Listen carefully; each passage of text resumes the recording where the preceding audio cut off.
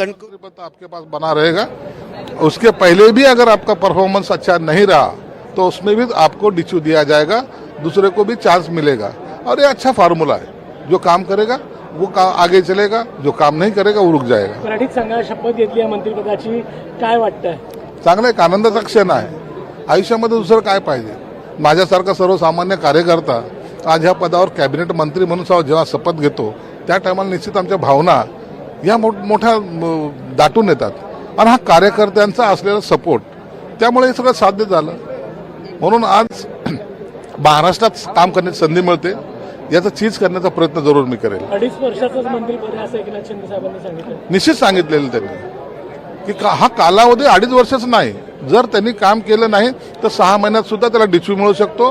काम करा, काम ही तुमची ओळख असली पाहिजे, हे शिंदे साहेबांनी आम्हाला शिकवणूक दिलेली आहे आणि त्या पद्धतीनेच आम्ही काम करणार। कोणतं खातं मिळणार आहे? त्याची आता संध्याकाळी किंवा उद्या घोषणा होईल।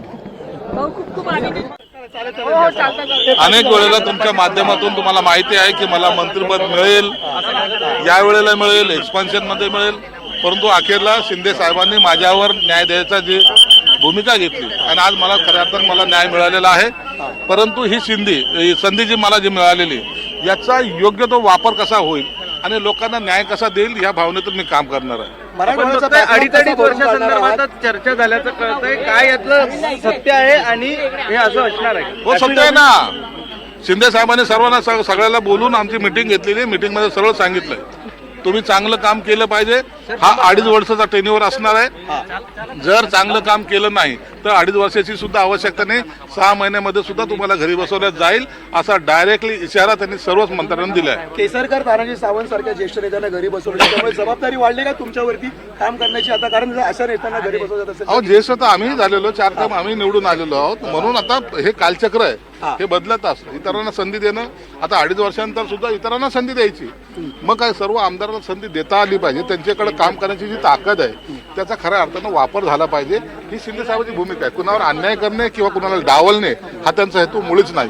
शिवसेनेकडून सर्व नेत्यांकडून हा मनाचा मोठेपणा दाखवावा अशी अपेक्षा तुम्ही करता का? जशी तुम्ही आता दाखवताय की जो काम करेल त्याने काम करावं, जो काम करणार त्याला घरचं। आणि 2.5 वर्षापूर्वी देखील तुम्ही मनाचा मोठेपणा दाखवला होता, कुठली नाराजी नसताना माघार घेतलेली होती त्यावेळी। मनाचा मोठेपणा दाखवल्याचंच हे फळ आहे, म्हणून मी त्याला एवढं माझ्यावर अन्याय झाला असं मी म्हणत नाही। ज्यांना संधी मिळाली त्यांनी ते काम केलं, मला संधी मिळाली, मी जे चांगलं काम करायचा प्रयत्न करेल आणि निश्चितच मला एवढी मोठी संधी आयुष्यामध्ये कधी मिळेल का नाही ही शक्यता सुद्धा नव्हती। सर्वसामान्य कुटुंबातून आलेल्या माणसाला एवढ्या कॅबिनेट मंत्र्यापर्यंत जाता येतं हे फक्त शिवसेनेत होतं, हे मला आवर्जून सांगावं लागेल। मराठवाड्याचा बॅकलॉगच काय, मराठवाड्याला प्रायोरिटी आमची ती, आमचा भाग हा दुष्काळग्रस्त जेव्हा समजला जातो त्यासाठी जे काही करता येईल, आता कॅबिनेटमध्ये आम्हाला बोलायला संधी मिळते ना, आता निश्चित त्या संधीचा फायदा घेऊ आणि जे काही खातं आता आज किंवा उद्या मिळेल त्याचा नुसार महाराष्ट्रातला सर्व भाग निश्चित आम्ही पिंजून काढू। धन्यवाद, थँक्यू। काम करा, काम ही तुमची ओळख असली पाहिजे, हे शिंदे साहेबांनी आम्हाला शिकवणूक दिलेली आहे आणि त्या पद्धतीनेच आम्ही काम करणार। कोणतं खातं मिळणार आहे? त्याची आता संध्याकाळी किंवा उद्या घोषणा होईल।